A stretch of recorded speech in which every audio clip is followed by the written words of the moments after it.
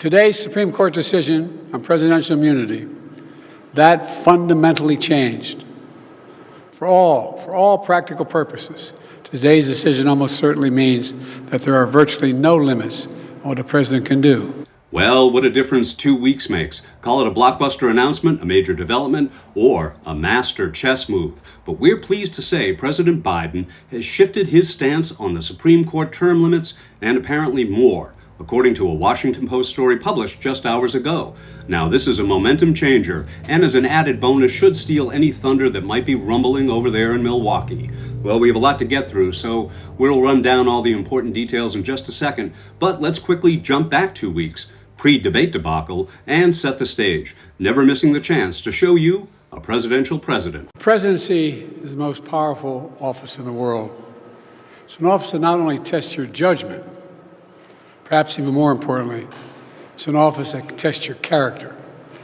Because you not only face moments when you need the courage to exercise the full power of the presidency, you also face moments where you need the wisdom to respect the limits of the power of the office of the presidency.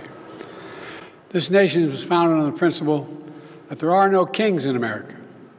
Each of us is equal before the law.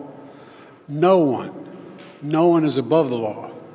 Not even the President of the United States. The Washington Post reported earlier today President Biden is finalizing plans to endorse major changes to the Supreme Court in the coming weeks, including proposals for legislation to establish term limits for the justices and an enforceable ethics code, according to two people briefed on the plans. He's also weighing whether to call for a constitutional amendment to eliminate broad immunity for presidents and other constitutional office holders, the people said, speaking on the condition of anonymity. Obviously, there's so much at stake, just as the president lined out 2 weeks ago. But today, as you'll see, that story may change.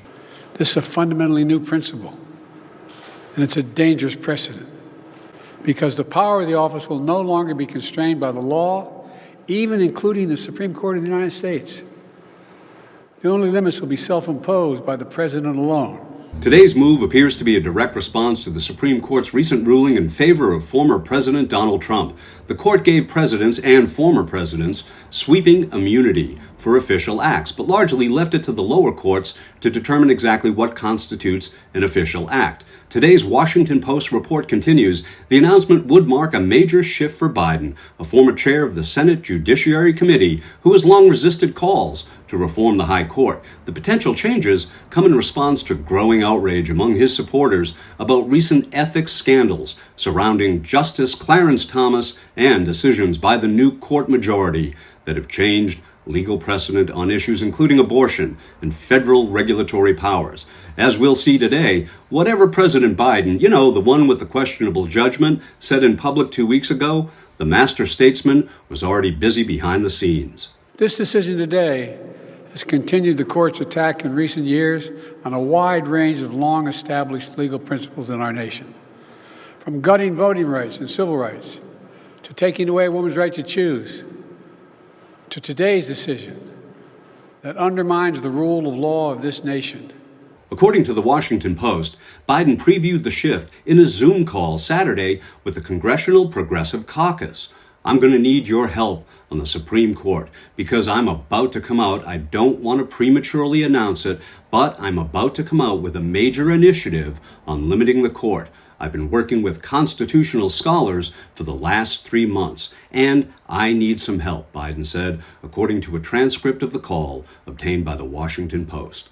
Many, if not all of the changes, would probably need congressional approval. The details of Biden's considered policies have not yet been disclosed. A White House spokesperson declined to comment. While some Dems wring their hands publicly about Biden's mental health, the elder statesman appears to be crazy like a fox. At the outset of our nation, it was the character of George Washington, our first president, that defined the presidency. He believed power was limited, not absolute. And that power always resides with the people, always. Now, over 200 years later, with today's Supreme Court decision, once again, it will depend on the character of the men and women who hold that presidency that are going to define the limits of the power of the presidency, because the law will no longer do it. I know I will respect the limits of the presidential powers I have for 3.5 years. But any president, including Donald Trump, will now be free to ignore the law. Moving forward, Biden could be in the catbird seat if he continues to play the hand he's been dealt just this way.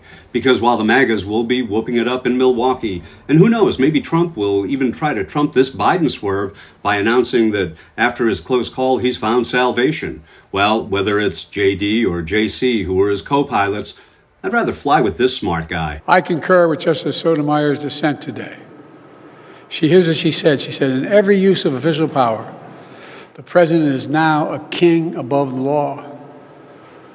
With fear for our democracy, I dissent. End of quote. So should the American people dissent. I dissent. May God bless you all, and may God help preserve our democracy. Thank you. And may God protect our troops.